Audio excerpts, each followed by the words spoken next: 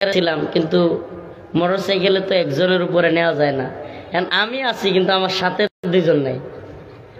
এখন কেমনে কি একা একা এত দূরের সফর, আর নিরাপত্তার বিষয় আছে, অনেক কিছুই আছে। একা একা কি করব, ফোন দিচ্ছি, হঠাৎ করে কিছুক্ষণ পরে একজনকে পাইছি বলতে আসছে, কিন্তু বোর্ডিং পাস আধা ঘন্টা আগে বোর্ডিংয়ের সিস্টেম বিমানবন্দরে, তো সেখানে একটা বিড়ম্বনার মধ্যে পড়ে গেলাম। তো যাই হোক, আল্লাহর রহমত করলে পরবর্তীতে 2 জন উঠতে পারছি বিমানে, 2 জন, বাকি একজনকে রাইখে আসতে হয়েছে, সে আবার বাড়িতে চলে গেছে। তো এই হালতের মধ্য দিয়ে আসছি, সারা দিন খাওয়া নাই, এর মধ্যে কিন্তু ভাতের সাথে সাক্ষাৎ নেই, কথা এই দৌড়ের উপরে খালি। এর মধ্যে আসরের নামাজ গেছে, আল্লাহ মাফ করুক বলতে হচ্ছে। এই হলো আমাদের মাহফিল আর বক্তাদের অবস্থা। আসরের নামাজ বিমানে, উজু করব, নামাজ পড়ব, এইটার সুযোগ হয় নাই। মাগরিব আসর 2টা একসাথে বসছি আইসা, আস্তাগফিরুল্লাহ। এটা অনলাইনে যাইলে অনেকেই শুনবে। কিন্তু আমাদের হালতটা এমন যে মানুষ বাহির থেকে পরিস্থিতি বুঝতে চায় না। শরীরের অবস্থা এমন খারাপ হয়েছে যে আমি সারাদিন রোজা রাখলে যেমন না, বিকেলবেলায় শরীর প্রচণ্ডভাবে হঠাৎ করে রোজা রাখলে যেমন হয়, এমন লাগতেছে। খাওয়া নাই, কিছু নেই, ঘুম নাই, এর মধ্যে অসুস্থ, বাড়িতে আমার ছোট বাচ্চাটাও অসুস্থ, মাথায় কি জানি হয়েছে, চরম কান্নাকাটি করে, রাত্রে ঘুমাইতে পারে না। তো এখন এই অবস্থায় আপনাদের এখানে আসছি, অল্প খাইছি, খাওয়ার পরে একটু নামাজ পড়বো, রেস্ট নিব। বারবার দরজায় গিয়ে বলতেছে, হুজুর আপনার সময় হয়ে গেছে, হুজুর আপনার সময় হয়ে গেছে। এই তো বাস্তবতা। আল্লাহ পাক বোঝার তৌফিক দান করুক। তবু আপনাদেরকে বোঝানোর জন্য যে আমরা কতটা চেষ্টা করি, কতটা কষ্ট করি, বা এই লাইনে যারা বক্তা বা পরিচিত যারা, অন্তত এদের যে কি পরিমাণ কষ্ট, খ্যাতির বিড়ম্বনা, এটাকে বলে খ্যাতির বিড়ম্বনা। অনেক আলেমরা অসুস্থ হয়ে যাচ্ছে প্রোগ্রাম করতে করতে, মানুষের চাহিদা কি করবে, হুজুর একটু আসেন, একটু সময় দেন, এইভাবে করতে করতে করতে করতে এমন একটা টাইট শিডিউল শীতের সিজনে হয় যে বক্তাদের ঘুমের সময়, খাওয়ার সময় থাকে না। তো এই জন্য আমাদের জন্য খাস করে দোয়া করবেন, অন্তত দোয়াটা তো করবেন। আল্লাহ পাক বুঝার তৌফিক দান করুক, বলে না আমিন। আমি আপনাদের সামনে সূরাতুল বাকারা এর 154, 55, 56 সম্ভবত এখান থেকে 2-3টা আয়াত তিলাওয়াত করেছি। আল্লাহ পাক যদি তৌফিক দান করে অল্প কয়েকটা কথা বলবো ইনশাআল্লাহ। আল্লাহ রাব্বুল আলামিন বলেন, ইয়া আইয়ুহাল্লাযীনা আমানু ইসতাঈনু বিস-সাবরি ওয়াস-সালাহ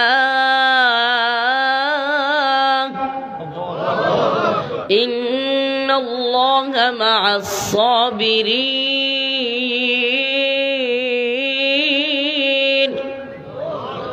ওয়ালা তাকুলু লিমান يقتل في سبيل الله أموات بل أحياء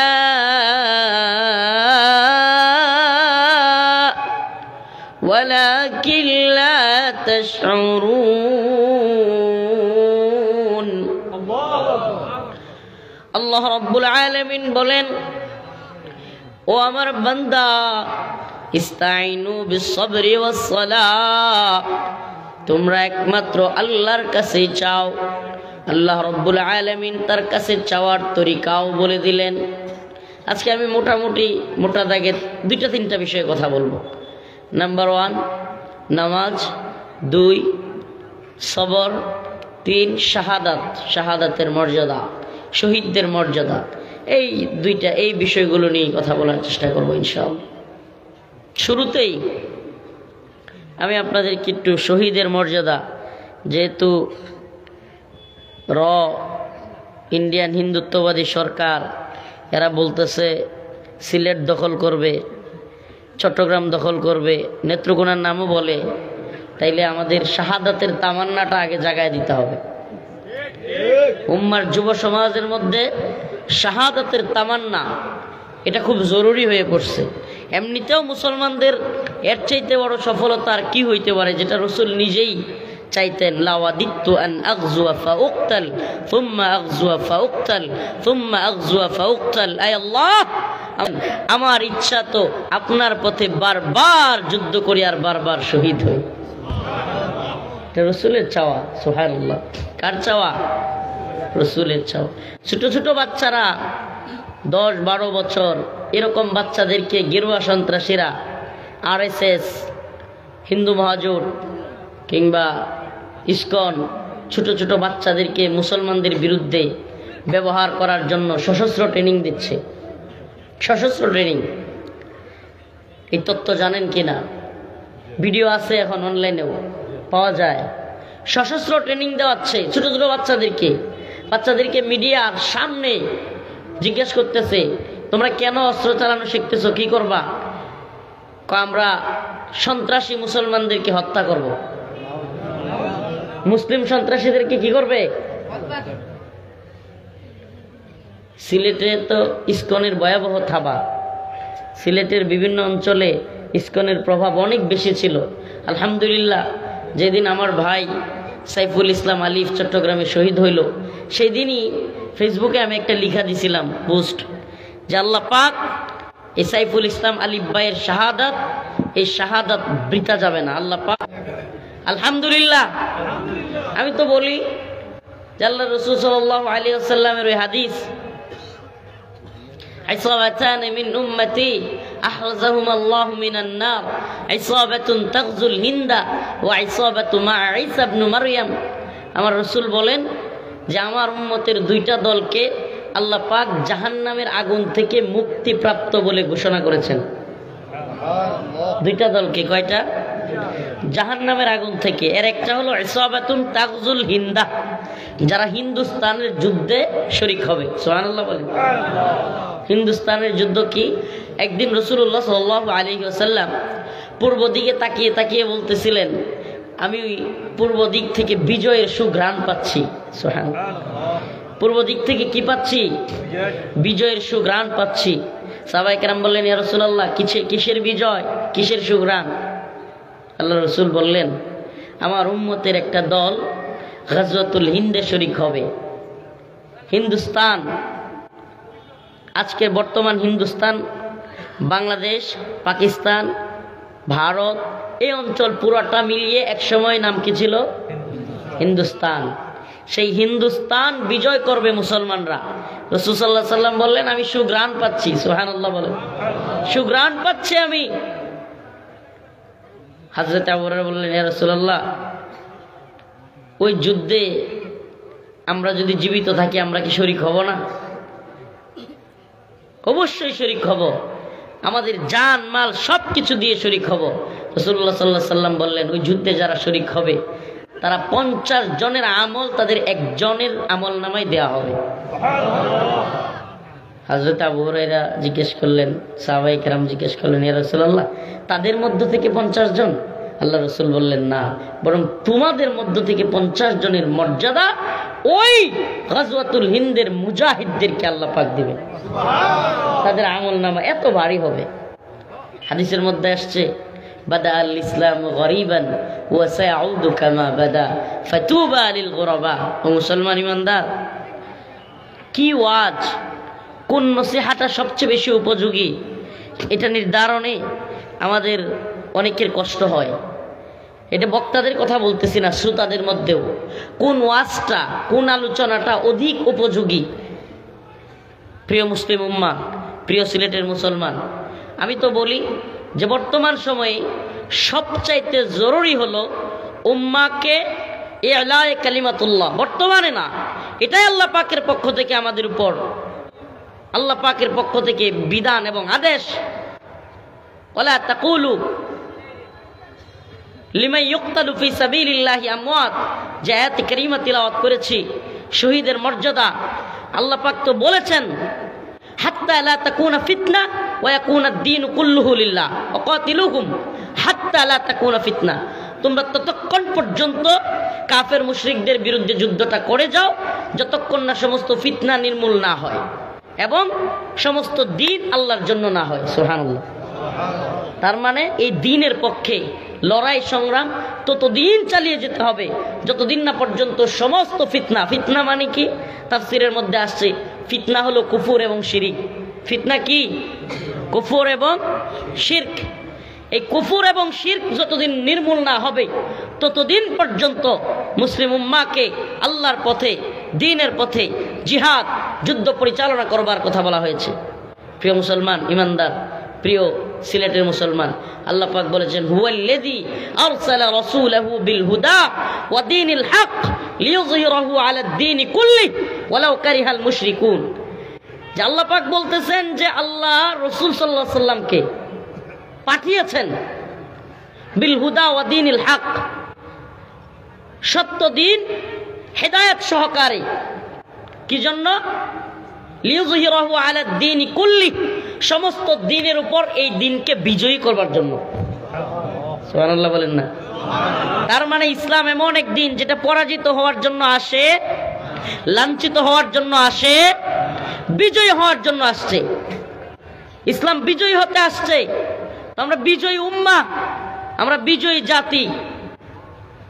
কিন্তু আজকে আমাদের মানসিকতা পরাজয়ের মানসিকতা চলে আসছে। আমার কথা কি বুঝতেছেন না? না বুঝাইতে পারতেছি না? আপনারা আছেন এই যুব সমাজ, যেটা আবারও বলতেছি, আমাদের আলোচনা নির্ধারণের ক্ষেত্রে আমরা কোনটাকে প্রাধান্য দিব? আমি চাইলে এখন শুধু নামাজের ওয়াজ করতে পারি, আমি চাইলে এখন শুধুমাত্র রোজার ওয়াজ করতে পারি, আমি চাইলে এখন শুধু হজের ওয়াজ করে যেতে পারি, আমি চাইলে আরও বিভিন্ন বিষয়ে আলোচনা করে যেতে পারি, সামাজিক বিভিন্ন কারগুজারি শোনাইতে পারি, যে কোনো একটা সাইট নিয়ে কথা বলতে পারি। কিন্তু বিশ্বাস করেন, যদি আমূল পরিবর্তন চান, আমূল পরিবর্তন চান, রাস্তায় যানজট লাগছে, সরকারে বকে মানুষ, বকে কি বকে না? রাস্তায় যানজট লাগছে, এত যানজট, রাস্তাঘাট ভালো না, এই না সেই না, ব্যাস একটা সাইট নিয়ে একজন কথা বলছে। পাসপোর্ট অফিসে গেছে কেউ, পাসপোর্ট অফিসে যায় দেখে ঘুষ আর হাইরে টাকা ছাড়া হয় না। ওখানে গিয়ে কতক্ষণ ঘুষের বিরুদ্ধে কতক্ষণ চিল্লাচিল্লি, পার্ট টু পার্ট। যেখানে যে গিয়ে ভুক্তভোগী, আমরা সেই জায়গায় সেভাবে কথা বলার চেষ্টা করি। গ্রামের মহাজন যায়া 10,000 টাকা চাইছে, যে আমার মারে নিয়ে অসুস্থ, বিপদে পড়ছি, 20,000 টাকা দাও বা 30,000 টাকা দাও। কয় আমার কাছে টাকা নাই। বলে সুদে দাও, টাকা 30,000 না 60,000 দিব। এখন যে ভুক্তভোগী হয়েছে, 60,000 টাকা আনার পরে কয়েক মাস যাওয়ার পরেই এটা আরো বেড়ে গেছে, তখন তার গায়ে জল লাগছে, সুদখুর, সুদখুর, ঘুষখুর, পাসপোর্ট অফিসে গিয়া ঘুষখুর। এটা হলো এক একটা পার্ট নিয়ে কথা বলা, এক একটা সাইট নিয়ে কথা বলা।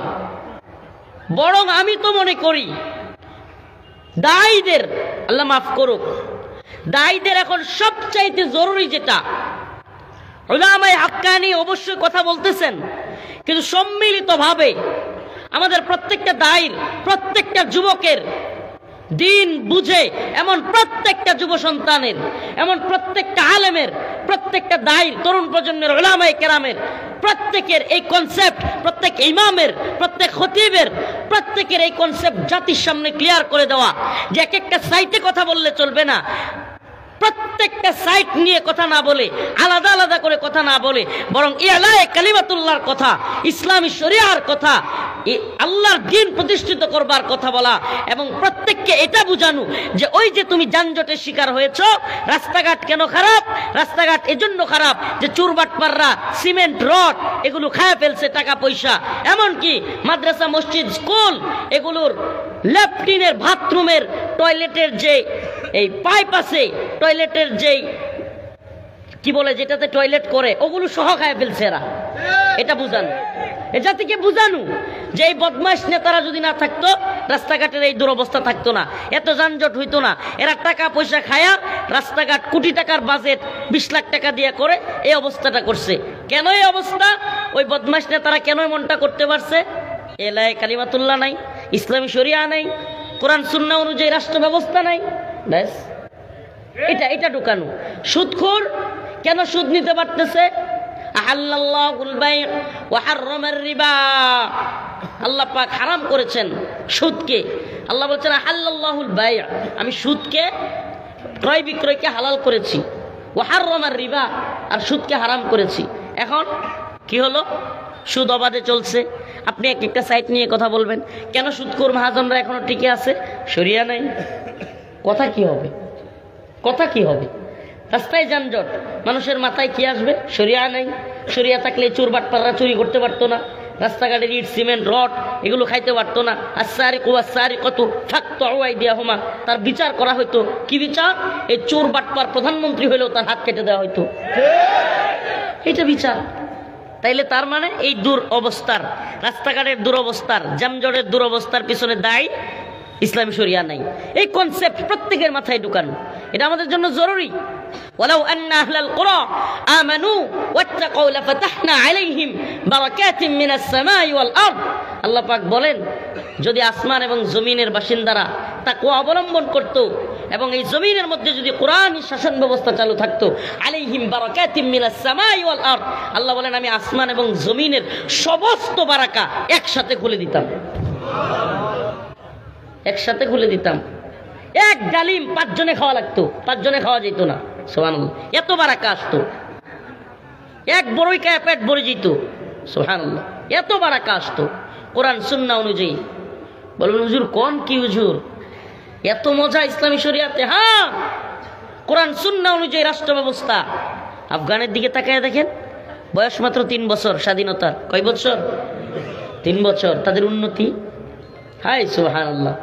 এটা আমাদের কথা নয়, ওয়ার্ল্ড ব্যাংক, IMF, সমস্ত বিশ্বের নামি দামি অর্থনৈতিক সিস্টেম এ কথা বলতে বাধ্য হয়েছে। শয়তানের দল কি জীবনে মুসলমানদের ভালো দিকে কয়? বলতে বাধ্য হয়েছে যে পুরো পৃথিবীতে বর্তমান সবচাইতে পাওয়ারফুল মুদ্রার নাম হলো আফগানি মুদ্রা। হাই সুবহানাল্লাহ। কয় বছর? আর আমার সোনার বাংলা চেতনার ব্যবসায়ীরা, মুক্তিযুদ্ধের চেতনা, বঙ্গবন্ধুর চেতনা, এরপরে আরো কি চেতনা, এই যে বাঙালি চেতনা, চেতনার ট্যাবলেট বিক্রি করছে। এই 50 বছর 52 বছরে এই চেতনার ট্যাবলেট বিক্রি করে দেশটারে করছে কি? ফুকলা। অর্থনীতি ফুকলা, ব্যাংক ফুকলা, টাকা নাই, রাস্তাঘাটের অবস্থা দুরবস্থা, টাকা পয়সার অবস্থা দুরবস্থা। সিলেট আইতে গেলে এখন রাস্তায় হায় রে মাশাআল্লাহ, এর চাইতে বড় শাস্তি আর দুনিয়াতে নাই মনে হয়। রাস্তা দিয়া সিলেট আসা এখন, আজকে এক বক্তা দেখলাম পোস্ট করছে 5 ঘন্টা যাবত এক জায়গায় বসে আছে। সিলেটের এই হইল অবস্থা। এই অবস্থার পিছনে দায়ী কি? ইসলামী শরিয়া নাই। এই কনসেপ্টটা ঢুকান না আপনারা। ওয়েস্ট ওয়েস্ট, পশ্চিম পশ্চিম, উন্নত বিশ্ব, এই কালচার সিলেটিদের মাথায় ঢুকে গেছে। নাউজুবিল্লাহ। এটাকে সরাইতে হবে। কিসের ওয়েস্ট? যারা হাফ প্যান্ট পরে, যারা আফগানে ইরাকে বোমা মারে, মুসলমানদেরকে মারে, এরানি উন্নত বিশ্ব আর এরানি ভালো মানুষ। নাউজুবিল্লাহ।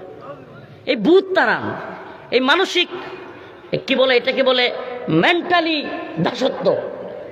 মানে এটাকে বলে আপনার মেন্টালি দাসত্ব। মানে আমাদেরকে ইংরেজরা ঠিকই ওই 200 বছর শাসন করার পরে স্বাধীনতা পাইছি 47-এ, কিন্তু এই স্বাধীনতা বাস্তবিক করতে দেখা গেছে স্বাধীন, কিন্তু ইংরেজরা এমন কিছু সিস্টেম তৈরি করে গেছে আমাদের উপরে যে আমরা সিস্টেমলি স্বাধীন না। কি? এখনো আমরা মানসিকভাবে ওয়েস্ট কালচারটাকে উন্নত মনে করি। নাউজুবিল্লাহ। ওয়েস্ট কি করেছে? গোটা পৃথিবীতে যত বেহায়াপনা, অশ্লীলতা ছড়ানোর মেশিন গোটা পৃথিবী। আফগানিস্তানে যে পরিমাণে বোম্বিং করা হয়েছে, ইরাকে এই অসভ্যের দল 4 লক্ষের মতো শিশু বাচ্চা মেরে ফেলছে অবরোধ দিয়া। এরানি সভ্য। এগুলো কি জানেন না আপনারা ইতিহাস? নাকি আসমান থেকে হঠাৎ করে পড়ছেন? আমি বুঝলাম না, এরা আমার আলোচনা শুনতেছে না নাকি, না ভালো লাগতেছে না? কি রে, কি আশ্চর্য! আপনারা কি আমার কথা বুঝতেছেন? আপনারা এগুলো জানেন? আফগানিস্তানে কারা হামলা করছে? এই west, America, NATO, America, Britain, London, এরাই তো। ইরাকে কারা হামলা করছে? লক্ষ লক্ষ শিশুদেরকে কারা মারছে? এখনো ফিলিস্তিনে মুসলমানদেরকে চলমান। ইসরায়েল যে মারতেছে কাদের সহায়তায়? এ সবাই জানে। তাহলে এই ওয়েস্ট এরা কিসে সভ্য বলেন না? যারা শিশুদেরকে এইভাবে মারে, যারা এইভাবে মানুষদেরকে, মুসলমানদেরকে মারে এবং ইসরায়েলকে যারা সহায়তা করে, এরানি সভ্য। এই ওয়েস্ট নিয়ে উন্নত বিশ্ব। হ্যাঁ, উন্নত বিশ্ব যদি আপনি শর্ট প্যান্ট পরা আর ওই যে গিয়া বিকিনি পরা দেখতে মনে চায়, তাহলে তো এদেরকে একটু ভালো লাগবেই।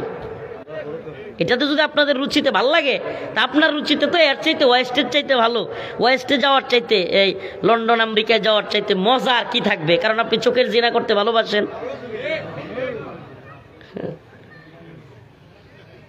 কম্বলের নিচে নি বোঝা যায় কেডা নাউজুবিল্লাহ। ঠিক আছে,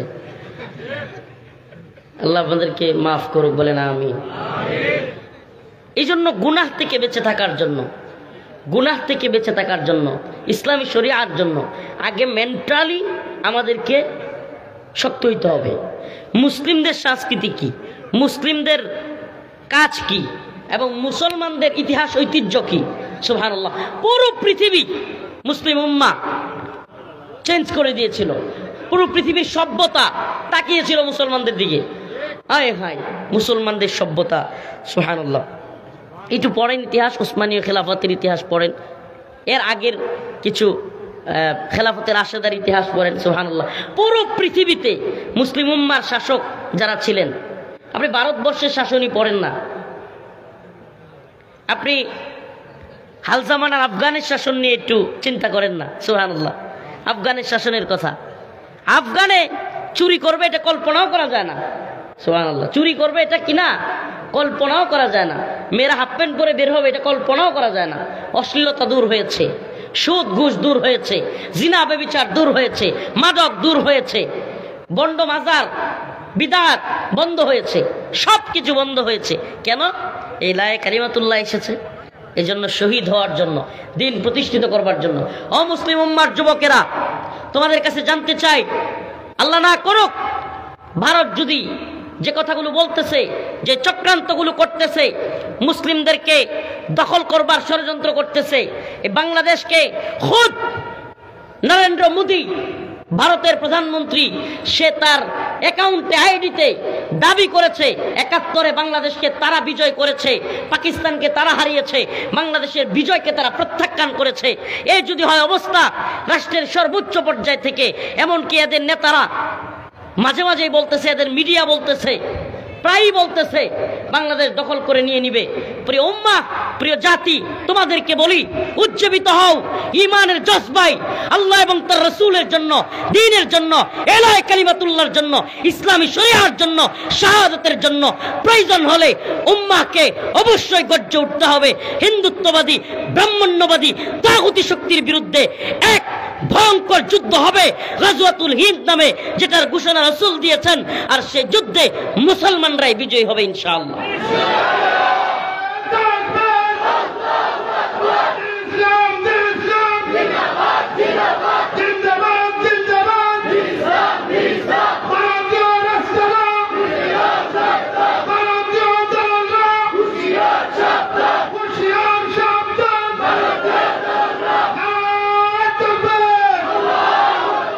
প্রিয় উপস্থিতি, একটা কথা খুব ভালোভাবে বুঝবার চেষ্টা করেন, খুব ভালোভাবে একটা কথা বুঝার চেষ্টা করেন। ইসলামী শরিয়াতে উলামায়ে কেরাম এখানে আছেন, লা ইলাহা ইল্লাল্লাহ কালিমা পড়ার পরে সবচাইতে জরুরি যেটা, সবচাইতে বড় ফরজ যেটা উম্মতে মুসলিমার উপর, তাদের ভূখণ্ড রক্ষা করা। বলেন না কি? ঈমান আনার পরে সবচাইতে জরুরি কি? সবচেয়ে জরুরি কি? বলবেন হুজুর নামাজ, রোজা, অবশ্যই অনেকগুলো আছে জরুরি, কিন্তু সবচেয়ে জরুরি রাসূলুল্লাহ সাল্লাল্লাহু আলাইহি সাল্লাম দেখাই দিচ্ছেন ভূখণ্ড রক্ষা করা। খন্দকের যুদ্ধ, মদিনা যখন আক্রমণের শিকার হয়েছে, রাসূলুল্লাহ সাল্লাল্লাহু আলাইহি সাল্লাম আক্রমণ প্রতিহত করবার জন্য সালমান ফারসি রাদিয়াল্লাহু আনহুর পরামর্শে খন্দক খনন করলেন। 4 ওয়াক্ত নামাজ তিনি কাজা করেছেন। আল্লাহ রসুল আকায়ে নামদার তাজদার মদিনা সরদারে দো আলম মুহাম্মদ আরবি সাল্লাল্লাহু আলাইহি সাল্লাম, যার উপরে নামাজ এসেছে, যার উপরে কোরআন এসেছে, যার সাথে আল্লাহর এত সম্পর্ক, তিনি 4 ওয়াক্ত নামাজ কাজা করে ফেললেন খন্দক তৈরি করার জন্য। তার মানে কি বোঝা গেল? তার মানে কি বোঝা গেল? ইসলামের ভূখণ্ড রক্ষা। ভাই, আপনি ভূখণ্ড যদি রক্ষা না করতে পারেন, খুদ হাসিনাকে দিয়া ভারত নিজেরা দখল করতে হয় নাই, খুদ হাসিনাকে দিয়া বাংলাদেশে জাতীয় মসজিদে বুট পরাইয়া মসজিদের ভিতরে ডুইকা বুট পইরা বুট পুলিশ ডুইকা মুসল্লিদেরকে গুলি করে নাই? করছে কি করে নাই? আমাকে বলেন তাহলে কি চান? আপনার মসজিদে যদি না থাকে, ভারতে বাবরি মসজিদ ভাঙ্গা গোড়ায় দেয় নাই, রাম মন্দির বানায় নাই, তো আপনার মসজিদে যদি না থাকে, মাদ্রাসায় যদি না থাকে, আপনি নামাজটা কোথায় পড়বেন? এটা আগে বুঝতে হবে। আপনার বাড়িতে আগুন লাগছে, আপনি কি মসজিদে গিয়ে দোয়া করতে যাবেন? পাগলেও তো যাবে না। বাড়িতে আগুন লাগছে, ভারত তো আমাদের দেশে আগুন লাগিয়ে দিতে যাচ্ছে, একটার পর একটা ষড়যন্ত্র, একটার পর একটা ষড়যন্ত্র, কিন্তু মুসলিম উম্মাহ ঘুমিয়ে আছে। আমাদের সমাজে দেখলে, আমাদের বিভিন্ন এলাকায় গেলে মনে হয় এরা যেন কিছুই বুঝতেছে না। এক ভয়ঙ্কর ষড়যন্ত্র এদেশকে নিয়ে হচ্ছে। মনে করতেছে হাসিনা গেছে, মনে হয় যে দেশ খুব ভালো একটা অবস্থানে আছে। গভীর ষড়যন্ত্র চলতেছে। এই জাতিকে, এই উম্মাকে বলি, এজন্য প্রিয় যুবক ভাইরা, যেহেতু আমাদের কথা শুনবার জন্য যুবকরাই বেশি আসে, প্রিয় যুব সমাজ, তোমাদেরকে বলি প্রিয় ভাইরা আমার, টিকটক, লাইকি, ফেসবুক, ইউটিউব, গাঁজা, মদ, ইয়াবা, ফেন্সিডিল, এই নেশা, বেহায়াপনা, অশ্লীলতা, পর্নোগ্রাফি, কোন নারীর পিছনে ছুটা, এগুলো বন্ধ করো প্রিয় যুবক ভাই। এগুলো তোমার কাজ নয়। শাহাদাতের তামান্না নিয়ে প্রস্তুত হও। ওয়ালা তাকুলু লিমান ইউকতালু ফি সাবিলিল্লাহি আমওয়াত বাল আহইয়া ওয়ালাকিন লা তাশউরুন। আল্লাহ পাক নিজে বলতেছেন, যারা আল্লাহর রাস্তায় জীবন দেয় তাদেরকে তোমরা মৃত বলিও না। সুবহানাল্লাহ। মৃত বলাও নিষেধ। তাইলে এরা কি? আল্লাহ নিজে বলতেছেন বাল আহইয়া, তারা তো জীবিত। যারা আল্লাহর পথে জীবন দেয় তাদেরকে মৃত বলিও না, বরং তারা জীবিত। কেমন জীবিত? আল্লাহ রাব্বুল আলামিন জীবিত এটা কিভাবে? রাসূলুল্লাহ সাল্লাল্লাহু আলাইহি ওয়াসাল্লাম হাদিসের মধ্যে বলেন, যারা দ্বীনের পথে জীবন দিয়েছে, এই দুনিয়াবাসী তাদের চর্মচক্ষু দিয়ে দেখে লোকটা মারা গেছে, কিন্তু আল্লাহ রাব্বুল আলামিন এই শহীদ বান্দার আত্মাটাকে এই দুনিয়ার এখান থেকে নেওয়ার সাথে সাথেই জান্নাতের একটা সবুজ পাখির মধ্যে ঢুকায়া দেন। সবুজ পাখির মধ্যে ঢুকায়া দেওয়ার পর ওই পাখিটা জান্নাতের মধ্যে গিয়া উড়তে থাকে, ঘুরতে থাকে, যা মন চায় যেখানে মন চায় যেতে থাকে, যা মন চায় খেতে থাকে। কারে নিয়ে আওয়াজ করতেছে এরা? সুবহানাল্লাহ কও বুঝুন।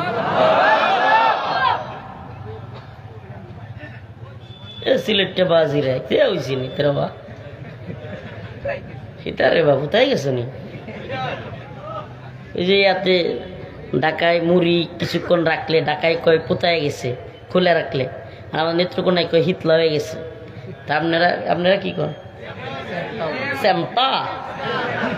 শ্যামটা হয়ে গেছো নি রে বাজি? তো তোমরা তো শ্যামটা হয়ে গেছো, সেদবেত নাই। এদিক থেকে বলতেছে ভারত দখল করে নিবে সিলেট। এই নিউজও নাকি জানেন না নাকি? না কানে দিয়া বাতাস যায় না?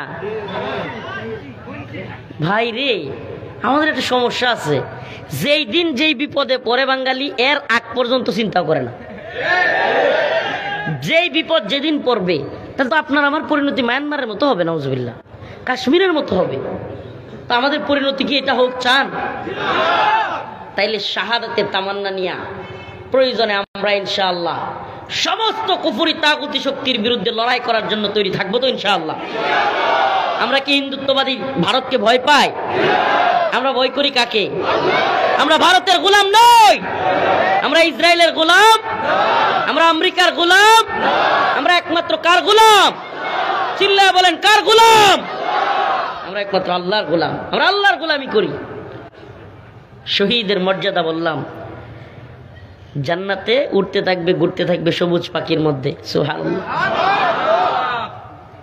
দোয়া পড়বেন আজকে থেকে, আল্লাহুম্মা রযুকনা শাহাদাতান ফি সাবিলিক। আল্লাহ, আপনার পথে আমাকে শহীদ হওয়ার তৌফিক দেন। নাকি বিছানায় পইরা, বিছানায় হাগিয়া, বিছানায় মুইত্যা তারপরে মরবেন? বিছানায় হাগামুতার লগে ঘোরাঘুরি করবেন? হ্যাঁ, এই মরণ চান?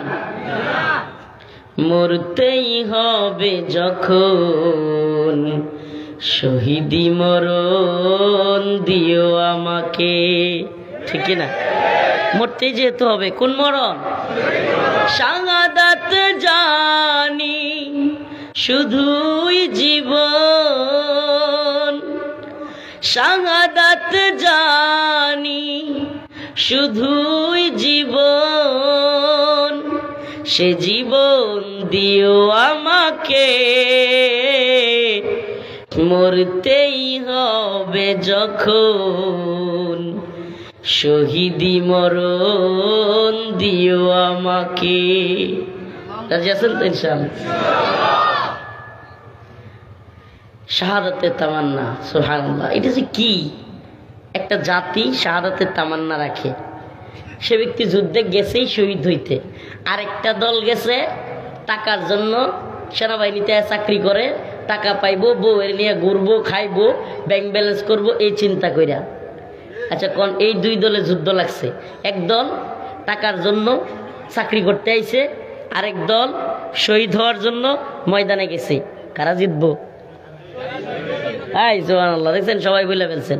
অথচ যেই দল চাকরি করে এই দলের কিন্তু কামান বেশি, এই দলের ড্রোন বেশি, যুদ্ধ বিমান বেশি, অস্ত্র বেশি, সেনাবাহিনী বেশি, সব বেশি।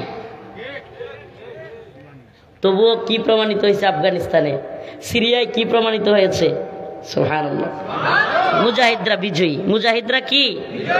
আমরাই বিজয়ী। আমরা বিজয়ী জাতি, আমরা বিজয়ী জাতি। এই জন্য বলি যে মর্দে মুজাহিদরা যদি তৈরি হয়, রাসূলুল্লাহ সাল্লাল্লাহু আলাইহি ওয়াসাল্লাম হাদিসের মধ্যে বলেছেন আমার উম্মতের মুজাহিদের সংখ্যা যদি 12,000 হয়, সুবহানাল্লাহ, কত? 12,000 হয়, তবুও যদি আল্লাহর উপর ভরসা রেখে এই 12,000 বাহিনী নাইমা যায়, পৃথিবীর কোনো সুপার পাওয়ার নাই এই 12,000-এর বাহিনীকে হারায় দেয়। সুবহানাল্লাহ। আল্লাহ পাক নিজে বলেছেন কাম মিন ফিয়াতিন কালিলা গালাবাত ফিয়াতান কাসীরাতান বিইذنিল্লাহ। আল্লাহর উপর আস্থা এবং বিশ্বাস রেখে ছোট্ট ছোট্ট দল আল্লাহ পাক বড় বড় দলের বিরুদ্ধে বিজয়ী করেন। আল্লাহ পাক আমাদেরকে বিজয়ী হিসাবে কবুল করুক। আমিন। 2 নম্বরে যে বিষয়টা বলছিলাম, নামাজ। আল্লাহ পাক যে আয়াতে কারিমা প্রথমেই পড়েছি আমি, ইয়া আইয়ুহাল্লাযীনা আমানুস্তাঈনু বিস-সাবরি ওয়াস-সালাহ ইন্নাল্লাহা মা'আস-সাবিরিন। আল্লাহ রাব্বুল আলামিন বলেন, বান্দা আমার কাছে যদি চাও, আমার কাছে চাওয়ার তরিকা হলো দুটা, একটা হলো নামাজ আর একটা হলো সবর। হাদিসের মধ্যে আসছে রাসূলুল্লাহ সাল্লাল্লাহু আলাইহি ওয়াসাল্লাম যখনই পেরেশান হইতেন, কোনো বিপদে পড়তেন, ঝামেলায় পড়তেন, সাথে সাথে 2 রাকাত নামাজ পড়তেন। আল্লাহর কাছে 2 রাকাত নামাজ পড়ে চাইতেন, আল্লাহ পাক তার সমস্ত বিপদ দূর করে দিতেন। তাহলে আমরা আল্লাহর কাছে কিভাবে চাইবো? সবর এবং নামাজের মাধ্যমে। সবর 3 প্রকার: সবর আনিত তাআ, সবর আনিল মুসিবা, সবর আনিল মাসিয়াত। গুনাহের ক্ষেত্রে সবর, অনুসরণের ক্ষেত্রে সবর, বিপদের ক্ষেত্রে সবর। বিপদ আসছে, সবর করতে হবে। আব্দুল্লাহ ইবনে আব্বাস রাদিয়াল্লাহু আনহু বলেন, যে ব্যক্তি ইচ্ছায় অনিচ্ছায়, বিপদে মুসিবতে, ইতাআতের ক্ষেত্রে, সর্বক্ষেত্রে ইচ্ছায় অনিচ্ছায় আল্লাহ পাকের কাছে প্রতিদানের আশায় ধৈর্য ধারণ করলো, এটাই হলো সবচেয়ে উত্তম সবর। উত্তম সবর কোনটা? বিপদ আসছে, শীতের দিন ওযু করতে কষ্ট লাগে, তবুও সবর করা। একটা মেয়েকে দেখছেন, নাউজুবিল্লাহ, ভালো লাগছে, খায়াসাত পূরণ করার ইচ্ছা হয়েছে, চোখ ফিরায় নেয়া। এ প্রত্যেকটা ক্ষেত্রে ইচ্ছায় অনিচ্ছায় সবর করা, এবং কিসের আশায়? যে আল্লাহ প্রতিদান দিবে। আল্লাহ পাক সেই ব্যক্তিদের ব্যাপারে বলেন, ইন্নামা ইউয়াফফাস সাবিরুন আজরাহুম বিগাইরি হিসাব। আমি আমার সেই সমস্ত বান্দাদেরকে বিগাইরি হিসাব, হিসাব ছাড়া দান করব। সুবহানাল্লাহ। হিসাব ছাড়া। কি ছাড়া? জান্নাতের মধ্যে একদল লোক, তখনও হিসাব হয় নাই কে জান্নাতে যাবে কে জাহান্নামে। তো একদল লোক জান্নাতের দিকে যাওয়া শুরু করছে। তখন ফেরেশতা থামাইছে, এই কোথায় যাও তোমরা? ওই লোকেরা আয়াতে কারিমা তিলাওয়াত করা শুরু করছে, ইন্নামা ইউয়াফফাস সাবিরুনা আজরাহুম বিগাইরি হিসাব। তুমি কি শোনো নাই? আল্লাহ পাক বলছে, যারা দুনিয়াতে সবর করত, কষ্ট করত, কিন্তু আল্লাহর কাছে প্রতিদানের আশা করতো, তাদেরকে আল্লাহ পাক বিনা হিসাবে দিবে। সরো তুমি। সুবহানাল্লাহ। আমরা সবরকারীদের অন্তর্ভুক্ত হব তো ইনশাআল্লাহ? হব তো ইনশাআল্লাহ? নামাজীদের অন্তর্ভুক্ত হব তো আমরা? রাসূল সাল্লাল্লাহু আলাইহি ওয়াসাল্লাম বলেছেন, যে ব্যক্তি ইচ্ছাকৃত এক ওয়াক্ত নামাজ, মান তারাকা সালাতান ওয়াহিদান মুতাআম্মিদান ফাকাদ কাফারা, এক ওয়াক্ত নামাজ ইচ্ছাকৃত পরিত্যাগ করলো, সে কুফরি করলো। নাউজুবিল্লাহ।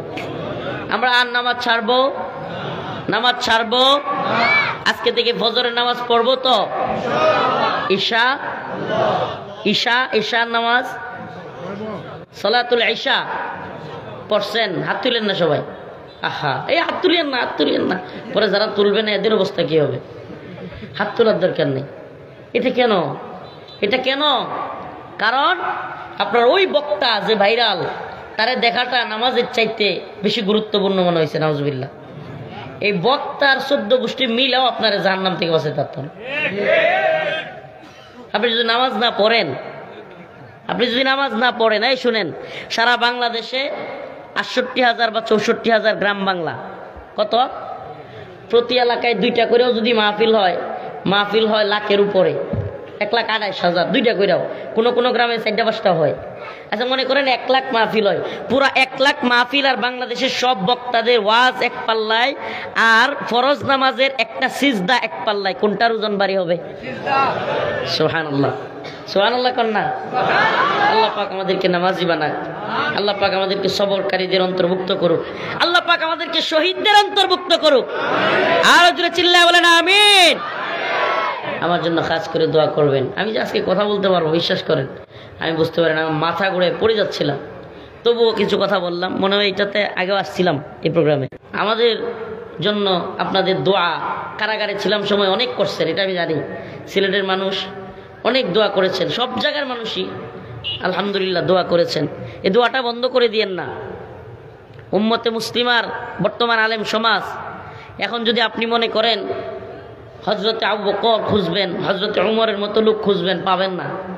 আমাদের মধ্যে ভুল ত্রুটি থাকবে। এই জামানায় আবু বকর রাদিয়াল্লাহু আনহু খুঁজলে পাওয়া যাবে, হযরতে উমর পাওয়া যাবে। তাহলে তাদের কাজগুলো যারা করবে, তাদের ভুল ত্রুটি থাকতে পারে, কিন্তু এলায় কালিমাতুল্লাহর কাজ, দ্বীনের কাজ যারা করবে, তাদের উপর মুসিবত আসলে, ঝামেলা আসলে তাদের পাশে থাকবেন তো ইনশাআল্লাহ? থাকবেন তো ইনশাআল্লাহ? যদি এইভাবে থাকেন, হিন্দুত্ববাদী ভারতকে, এই যুব সমাজকে নিয়ে চ্যালেঞ্জ জানাতে আমাদের কোনো দ্বিধা থাকবে না। নাসরুম মিনাল্লাহ ওয়া ফাতহুন করিব ওয়া বাশশিরিল মুমিনিন। সবার কাছে খাস করে দোয়া চেয়ে বিদায় নিলাম। আল্লাহ পাক আমাদের সবাইকে সুস্থ রাখুন, ভালো রাখুন। দোয়া চাই, আমিও খাস করে দোয়া চাই, আপনাদের জন্য দোয়া করি।